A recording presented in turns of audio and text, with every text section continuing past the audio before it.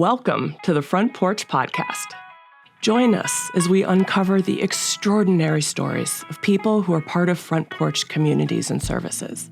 Young professionals just starting their journeys, lifelong learners pursuing new passions, and seasoned storytellers sharing the wisdom they've gained along the way.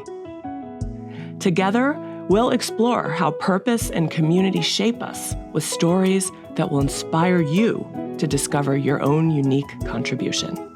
Views expressed by guests on this podcast are the opinion of the speaker and do not necessarily reflect the views or positions of Front Porch communities and services. Please see our show notes for more details. I'm your host, Anna Hall. In this episode, we're going to touch very deeply, actually, on the topic of belonging. I think belonging is something that we take for granted until we feel that we don't belong. And for those of us who have had that experience of feeling like we don't fit in, or we're not enough, or there's not a place for me here, or I'm not accepted, it is devastating. The research shows us, and self-determination theory shows us and teaches us that feeling a sense of belonging and connection is a basic human psychological need. It's required even for what we call intrinsic motivation, which is this natural drive to keep going in life and to do things because we get to, not because we have to. And so belonging is literally an engine that keeps us as humans going. And we're a social species. We talk about this a lot on the pod, how we are built to be interdependent. But there's a difference between showing up and being somewhere and the feeling that you are meant to be there, that you are accepted there, that you, as a unique individual, have a contribution to make and others are open to learning who you are and what you bring to the table. For us at Front Porch, we've just released a belonging statement that our team members and residents helped us devise. And so I'm going to read this belonging statement. At Front Porch, we celebrate each unique individual and we value you for who you are. We strengthen the heart of our community with the support we show each other by collaborating and honoring everyone's voice. And you're going to hear about that in our episode with Arthur and Candace. Arthur Liggins grew up in a segregated community in Virginia. He attended an all-black college in Greensboro, North Carolina, majoring in engineering, and was accepted in the advanced ROTC program. He was commissioned as a second lieutenant in the U.S. Air Force upon graduation in 1963, where he met his wife, Eloise, who was also an Air Force officer. Arthur retired from the Air Force after 20 years and then worked in the aerospace industry for over 25 more. He and his wife have been residents of Carlsbad by the Sea for the past 5 years. Candace Young-Schult had a 25-year career as a school psychologist in the Illinois public schools before she and her husband moved to Southern California, their home now for 30 years. Together, they moved to Carlsbad by the Sea in 2018, seeking community and accessibility. An avid traveler, reader, and lifelong member of choirs, Candace enjoys creative outlets like watercolor and beading, and her genuine interest in people drives her to engage fully with her community. Candace facilitates the women's group, and Arthur facilitates the men's group at Carlsbad by the Sea. Candace and Arthur, welcome to the Front Porch Podcast. Thank you. Thank you. I'd like to start off by mentioning a coincidence that we discovered getting ready for the episode. It turns out you were both born in the same town in Virginia? Adjacent town. Adjacent towns, right. How did you discover this? When we moved in, we had met Candace because she was part of the hospitality welcoming committee. And then when we really got to know each other, I read her bio. And that's where it indicated that she was born in the adjacent community. In this itty-bitty little railroad town. In Virginia? Yes. Virginia. Do you have any shared experiences from that commonality that you have? No. No. No. Very different paths, right? Very Well, I different spent path. 6-8 weeks in the incubator and left. So, So, Arthur, what was your experience like growing up in this town in Virginia under Jim Crow, as I understand? You just wanted to ensure that the things that you were doing in some way motivated others. So in that sense, you wanted to do the best that you could to possibly be an example. You wanted to be certain that what they saw of you was the best that you could provide and the best that you could do under those circumstances. Mm-hmm. Did your parents talk about it at all, or was it just assumed and it was? No, it was assumed that that's what it was. They pretty much had been born into it. So they were accustomed to it. There was nothing that they could do other than to encourage us to do the best that we could. And that's where I got my ideas from, and my motivation to do better was to ensure that what they were going through or what they had gone through would not be a wasted effort. That sounds inspiring and also like a lot of pressure. It was a lot of pressure, but it was the sort of pressure that a lot of my contemporaries were going through. And so one of the things was that we rallied around the church. That was our haven. Everything that we did took place in the church. You know, we had Boy Scout meetings in the church. We had any sort of group activities, group meetings took place in the church. And we had some mentors who had been through, knew what we were going through, and were able to help us to get through that time. So early on, you experienced the power of the safety that community can bring. Well, yeah, absolutely, because you needed that safety factor, because if you were standing in your front yard and you'd look to the mountains and you see a cross burning, it reminded you of just where you were and what you needed to do to be able to cope with that. I'm pausing for a minute, just taking that in. And Candace, you went from an incubator to where? Chapel Hill, North Carolina. Okay, what was your childhood like? I was in Chapel Hill till I was 4, but I grew up in Illinois, a university town. So all the people there were faculty members. Their kids were faculty kids. The elementary school, I've been told recently, had more Nobel Prize winners than any elementary school in the country. Incredible. Because of where we were. We were in the middle of cornfields, centrally inconveniently located between Indianapolis, St. Louis, and Chicago. But a very good school that brought people from all over. So that was part of my history. Of knowing people from different cultures. And also growing up in somewhat of an academic ecosystem, right? Somewhat, yeah, very much. I'm resonating with both of you in different ways right now. So I am biracial. My mother is white and my father is black. My father grew up in East Texas, Marshall, Texas, and he told me that he did not see a white person until he was 10 years old. He was born in 1938 due to Jim Crow and the segregation. And like you, Arthur, I almost got teary-eyed when you talked about the motivation that you felt to change your circumstances and the mountain climbing that is required to do that. My father became a professor of sociology at Dartmouth College. So I grew up then in Hanover, New Hampshire, in a college town. So right away, I'm feeling these connections with both of you. That's incredible. And also, my father just passed away, and so I want to take this moment also to thank him for all that he taught me and to honor him. And so when I hear your story, Arthur, I want you to know how much it resonates with me and how much I thank you. And I know our audience will appreciate your willingness to share your experience. Thank you. So, Candace, you were a school psychologist for your career. Right. Could you tell us about that? I was a school psychologist in Central Illinois. It was interesting. I applied for a job, and I was for Champaign-Urbana, and I knew it was faculty area. The interviewer said, "No, this is farmers you're going to be working with." I said, "Oh." Some were German-speaking and did not speak English.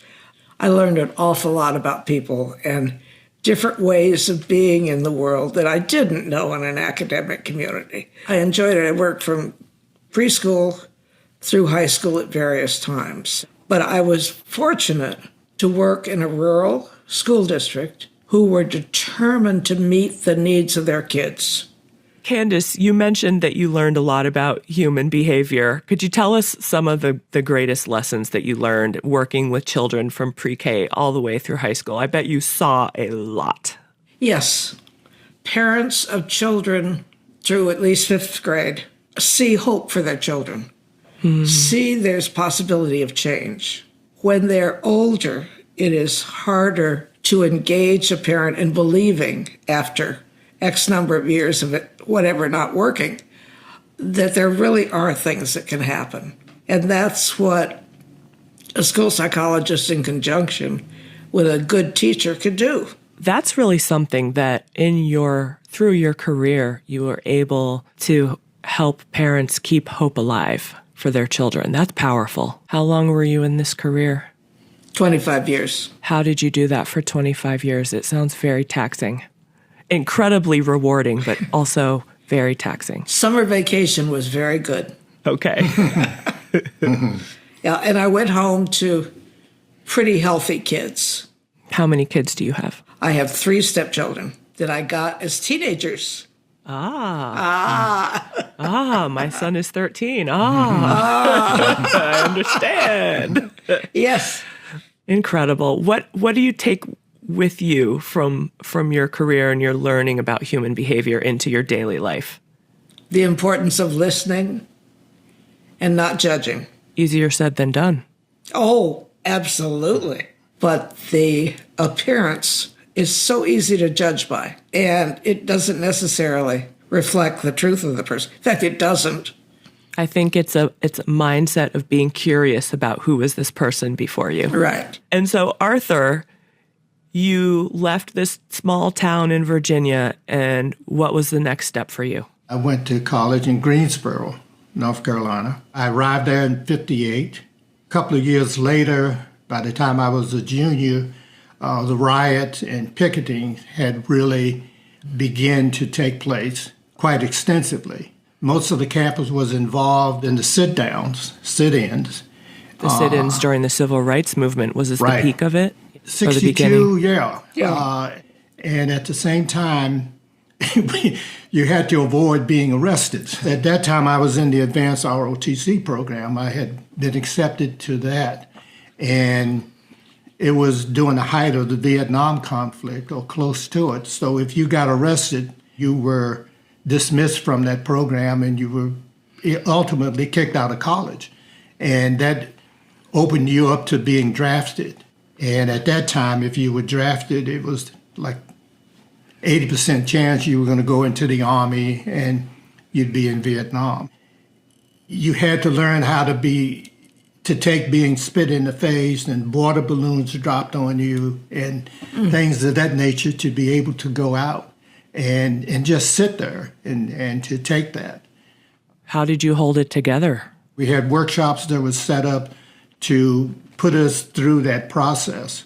And they made it as terrible as possible for you to be able to cope with those situations. I learned a lot from that. And I think about it, I appreciate it. Again, you just had people that were lifting you up as you lifted up other people to be able to help you to get through that.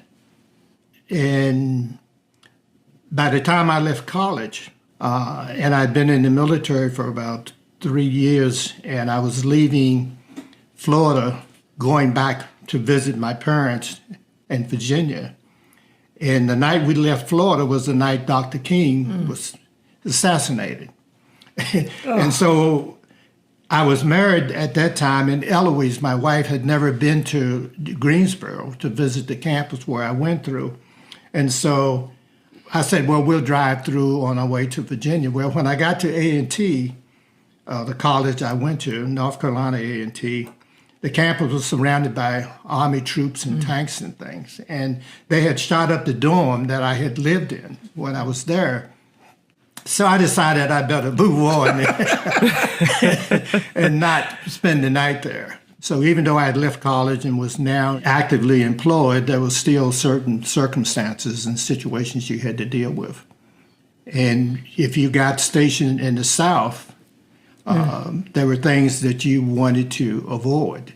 I wore my uniform as much as possible to try to avoid any sort of misunderstandings or situations that were not productive, if you will.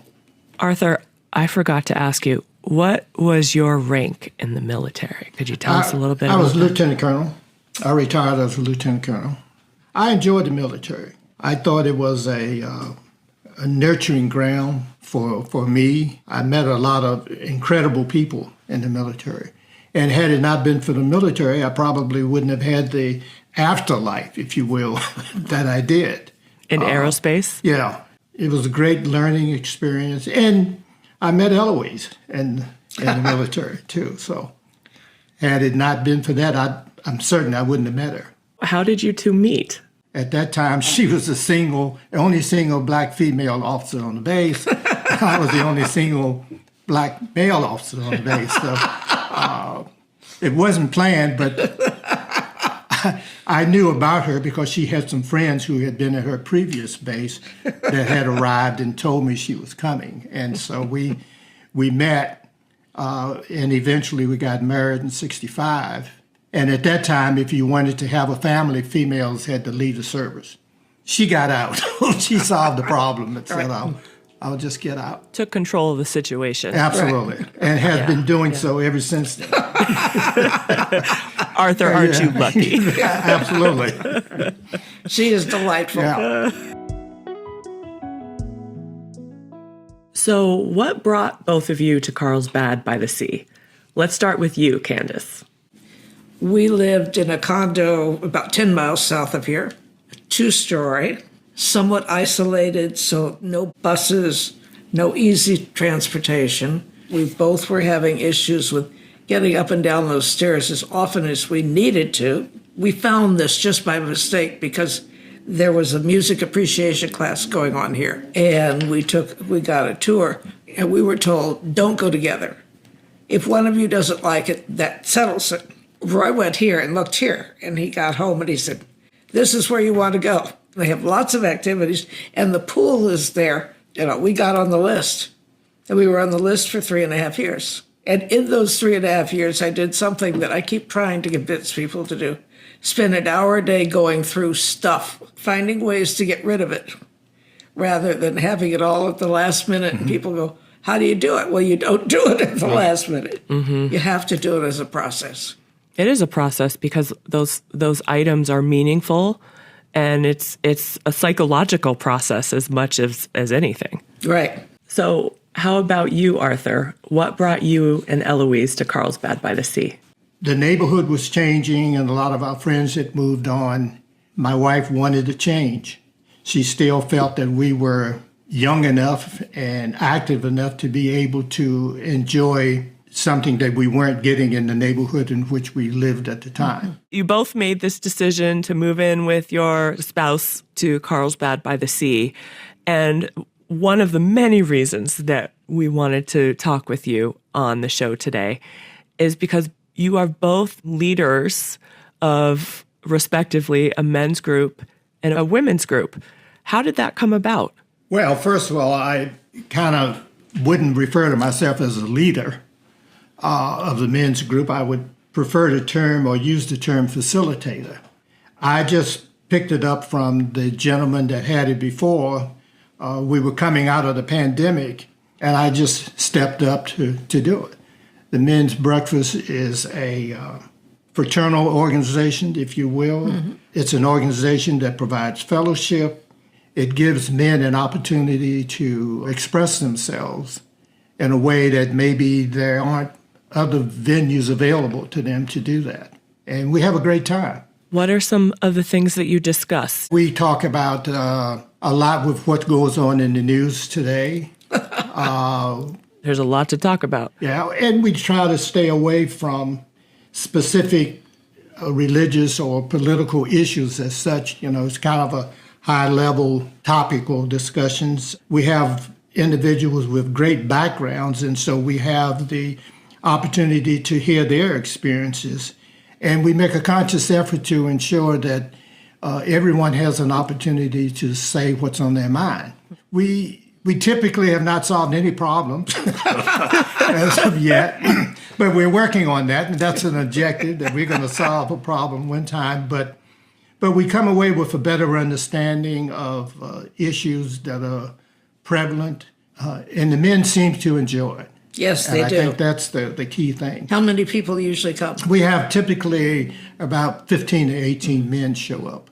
On a weekly basis. That's pretty weekly incredible. basis. I think you are solving a problem here in terms of creating a space for fellowship and safety among men who I understand are a minority. Well, we are. In terms That's of the right. numbers at Carlsbad by the Sea. Yes, we are Right. a minority. And that gives them the opportunity to express themselves in a way that maybe they don't have very often to do that. What has it done for you personally? And the opportunity to just learn from the experiences that others have gone through. And I enjoy their company. I hope they enjoy mine because I enjoy theirs.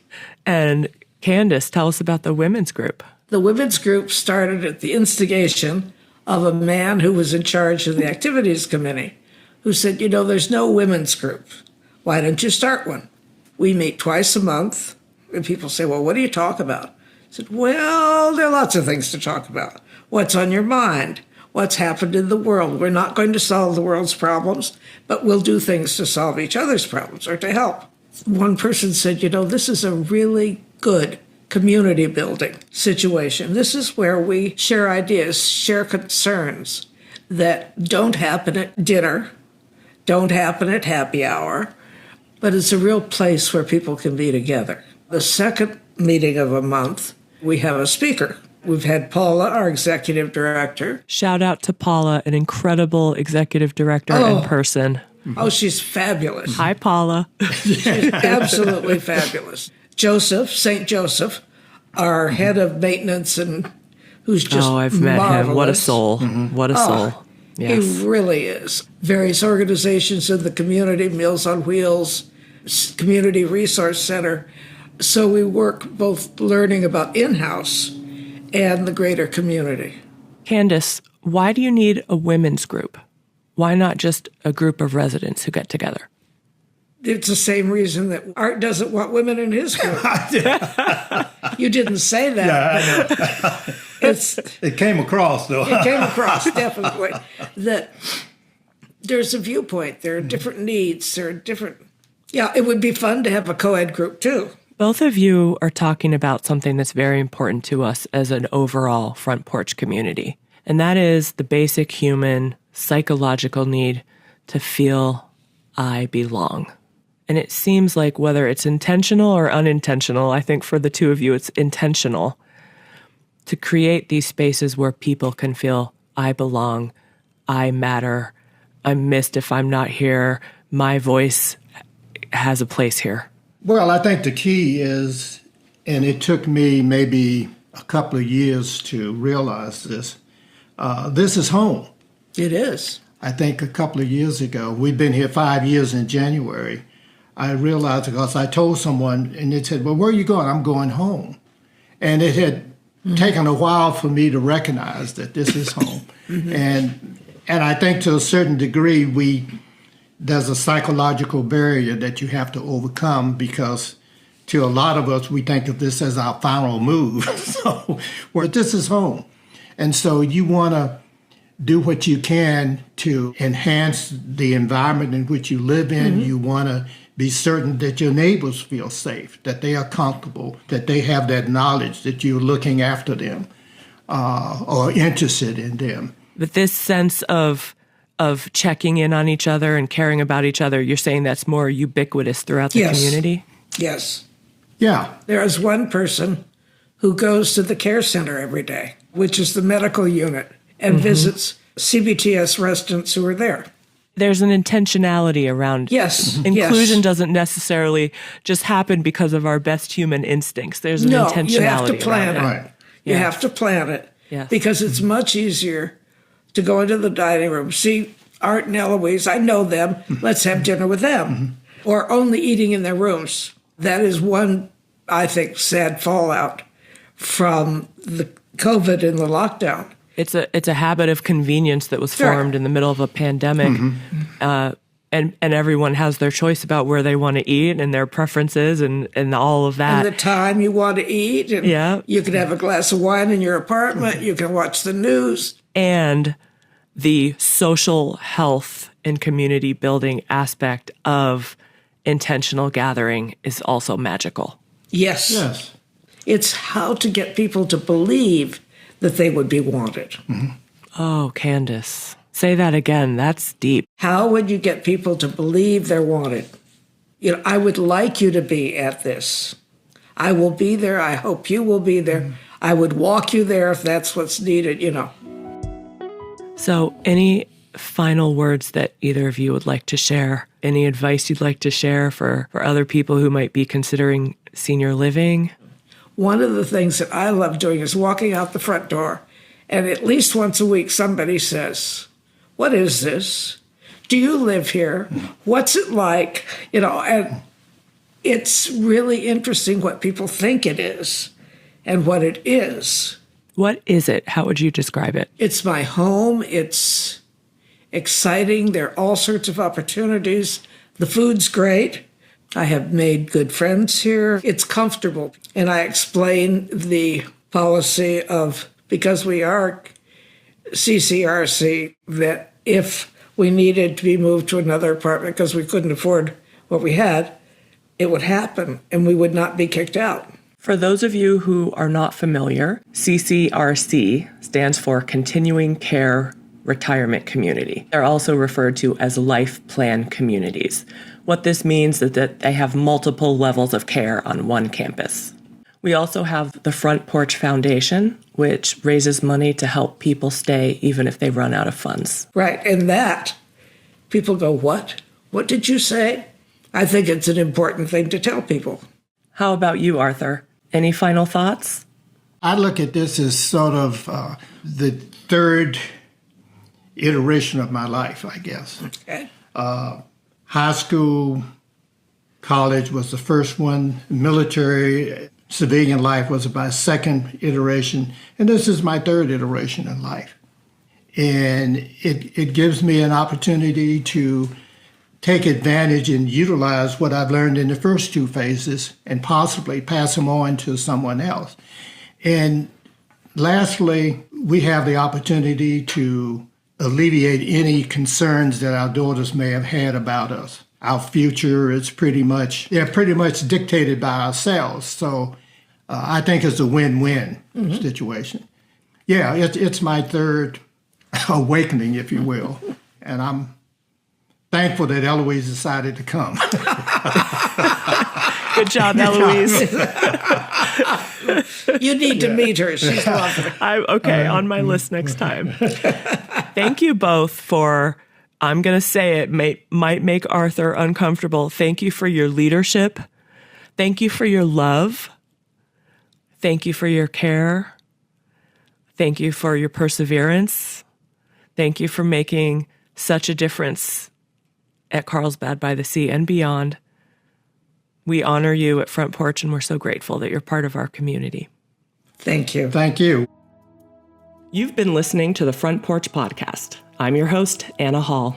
Our theme music was composed by Joe Von Snare and Diane K. Enrique. Carmen Elena Mitchell is our producer and editor. Our recording engineer is Jeff Gall. Special thanks to Laura Darling, Kate Vermillion, and Joanna Aceves for production and marketing support. The Front Porch Podcast is a production of Front Porch Communities and Services. If you enjoyed today's conversation, please share it with a friend and help others find us by subscribing and leaving a review. We'll be back soon with more stories from the fascinating folk who live and work at Front Porch. Until then, stay connected and inspired.